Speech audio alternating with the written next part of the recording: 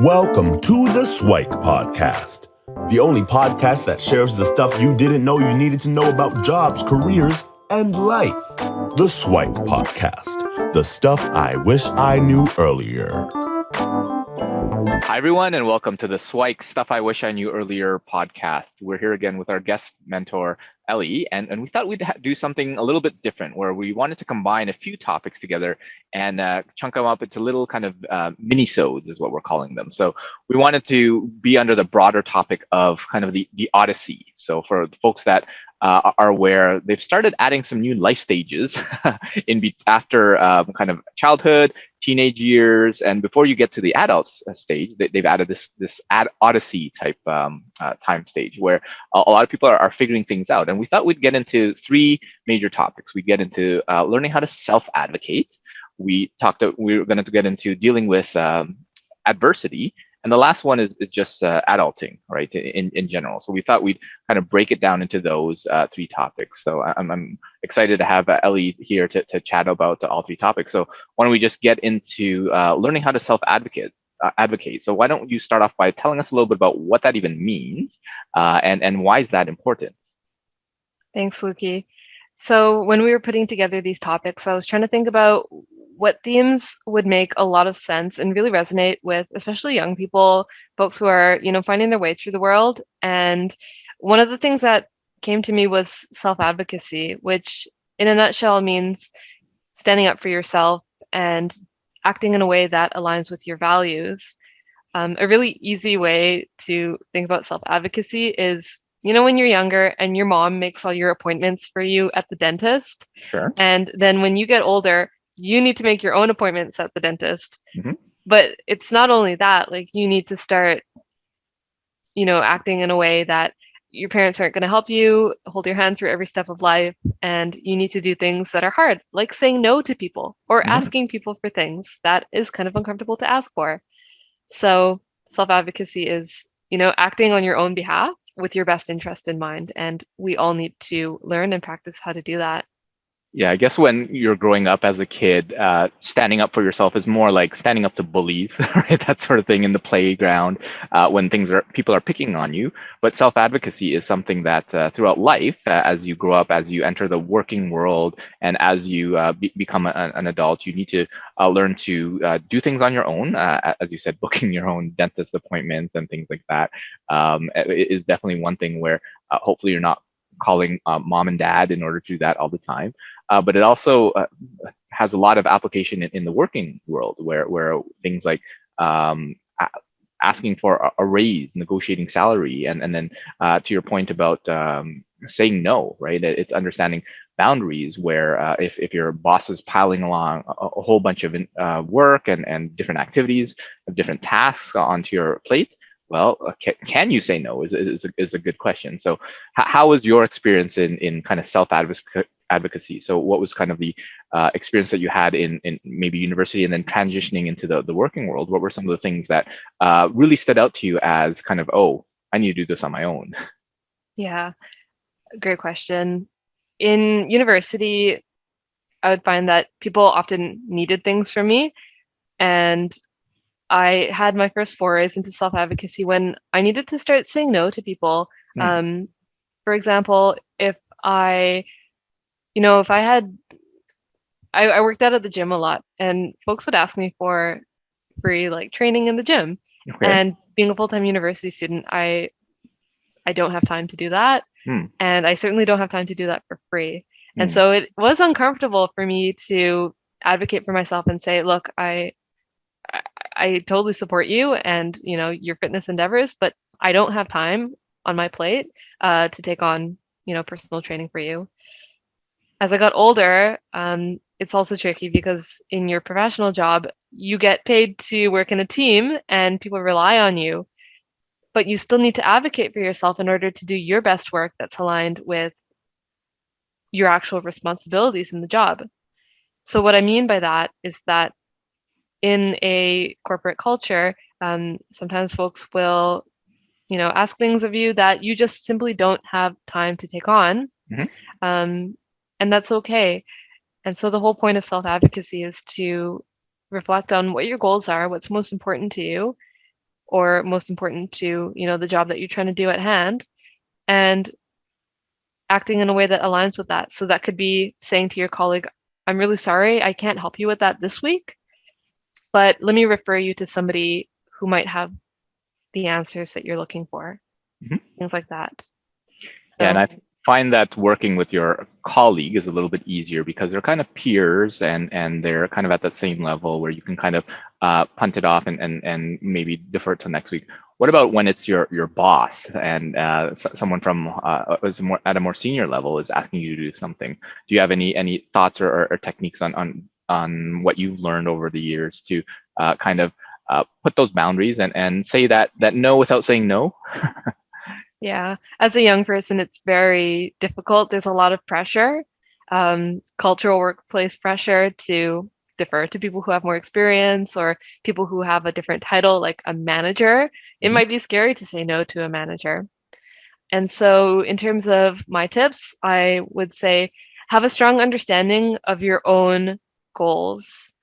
For example, I can't say no to somebody who's asking me to do stuff if I don't even know what's on my plate. If I know that I have a project, for example, that's highest priority and I need to spend, my focus time to work on that, that gives me a legitimate excuse to say, I'm really sorry, but I need to focus on XYZ priority. I can't help you with your task right now. So self-advocacy starts with understanding your own goals and what's most important to you in order to give other people a response, either yes, I can help you, or no, I can't. And also about learning how to not just say flat out no, but give them an alternative, either referring them to somebody, referring them to a resource, or potentially scheduling something with them at a later point in time when you're less busy. Yeah, for sure. That was a lesson that I had to learn early on. And one of the techniques that someone had taught me was similar to what you mentioned, where, well, if you know exactly what work that you have to do and your boss comes in and says, okay, I need you to drop all things and work on this project. Well, that's one thing. But the other part is when you know what you have to do, you can basically say, okay, I have these 4 other things that I need to do. Are you okay if I do them later, right? And if it's from another partner, another manager, another whatever, then you can have the same discussion. Would you be able to talk to this manager, this person, and let them know that your task is taking priority and their work will be delivered later, right? And then once in a while, we have the situation where, well, they all need to get done at the same time, and they're all asking you to kind of buckle down and work a little bit of overtime and extra hours. And sometimes that happens, but if that's a chronic thing, then you just want to watch out in terms of the work environment, because that's not a place where you can necessarily be sustainably working that much, and you might be victim to burnout later on. So just be aware of those things. But I think that's definitely important. So what about not just about checking in with other people, but checking in with yourself is what you're saying. Yeah, for yourself, and to your point about knowing what's out there, and then really giving them an offer to say, okay, I have all these things to do. It all needs to get done, and you have different kind of managers and people controlling kind of your workload. Well, you can ask them and reach out and fight amongst themselves, so to speak, in terms of who gets you as a resource in order to do the work. One of the things that I found challenging, kind of moving up the ranks, was voicing my opinion, right? So you're kind of the low person on the totem pole, so to speak, the newbie that's joining, and a whole bunch of senior, more expert opinions are in the room. How do you voice your opinion, voice your thoughts, and your insights into a meeting when there's a whole bunch of smarter people, more experienced, more senior people than you? That's scary, isn't it? It's terrifying. The fear of being judged. You can start small. If it freaks you out way too much to ask a question in a room of 30 people, can you start to bring up your opinions in a group of 3? Try to start small and build it up from there. It's like a muscle. You have to flex it in practice.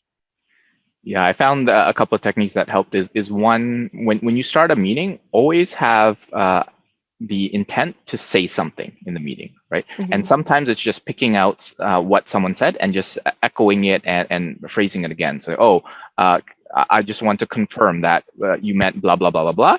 just restating that. So it kind of gets you into that muscle of speaking out to begin with.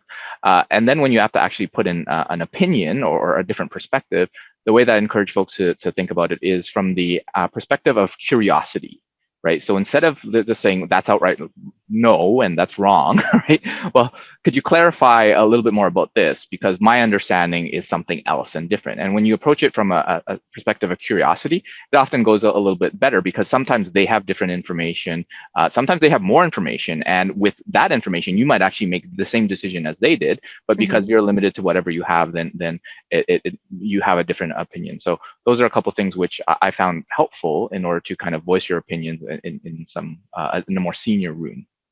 Yeah, and I'll just add one quick point to that, which is the juniors in a company often have more experience doing certain things, like, for example, a certain type of technical thing. And that's very valuable to seniors. So as a junior, you can use that experience. For example, like in my work, I've been able to use experiences that I've had working on other projects, bring it to the table for the current project and say to the manager, hey, this is how I did this for this other project. Do you think that could work today? And more often than not, they'll consider it and go, oh, hey, it's a good idea. I didn't know that you had that experience. And so offering to be helpful is always appreciated. Yeah, I think that's a lot of useful tips from the professional sphere. I'd love to kind of get your insights in terms of that more personal one where you had that friend that was asking you to work out and can you do that for free? What are some of the kind of tips and tricks that you can have in order to help put them down on the lighter side so they don't feel bad in terms of you not taking on that additional work? Yeah, a soft letdown is to reiterate what my own priorities are. So not saying that I'm not going to hang out with you because I don't like you. It's not about that. But it's just, I'm sorry, I can't take this on because I only have so little time to do, my own things in the gym. And then redirecting them. So instead of saying, I can't help you and I won't help you, like good luck, then to say, hey, here's some resources for you that might be helpful. Here's a really helpful YouTube channel or something like that, or here's another person you should speak to. I know I'm speaking about an example about personal training, but the same could apply to something like tutoring or any other skill that you want, that somebody is like asking you for, some sort of coaching. The same applies for that. Yeah, and I think that's one where you want to be accepted by your friend group for sure. One of the things that seems like a strange example to come to mind is sometimes in university, people want to copy your notes, copy your work, that sort of thing. How do you let them down in that regard? Or have you come up with any interesting strategies to help you in those areas? You need to set a personal boundary that aligns with your own goals. For myself, if somebody were to ask to, copy all of my assignment, for example, then I would just say, sorry, that's not what I give out. I don't give away that information. And again, like you need to know where your own line in the sand is to be able to tell other people no. So it's nothing about, I don't like you, I won't help you. A softer response is always, sorry, I can't do that because that's not aligned with my priorities. For sure. And it takes practice. It really takes practice. It's awkward. It's hard, especially for younger folks. I recognize that so much. But it will help so much in your personal life if you start to flex this muscle when you're earlier on in your professional life.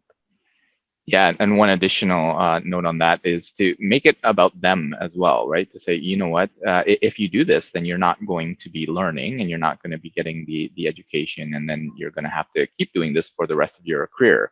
And then when you get out into the workforce, what do you think is going to happen? So if you kind of play that out and help them to understand that it's for their own good for them to be doing the assignment, then it often helps. But as you said, it's not necessarily an easy discussion, but sometimes the discussion that needs to be had. So I think that's a lot of useful information about self-advocacy, and hopefully folks are able to take some of these tips and tricks and apply it to their own. Thanks for joining us on the SIWIKE Stuff I Wish I Knew Earlier, the podcast. If you like the podcast, please subscribe on iTunes, Stitcher, or wherever you found this podcast. And if you can give us a review, that would be very appreciated. Feel free to contact me on LinkedIn at Luki Danu, LUKIDANU, and the same on most social media platforms. And I look forward to hearing from you. Thanks. Bye.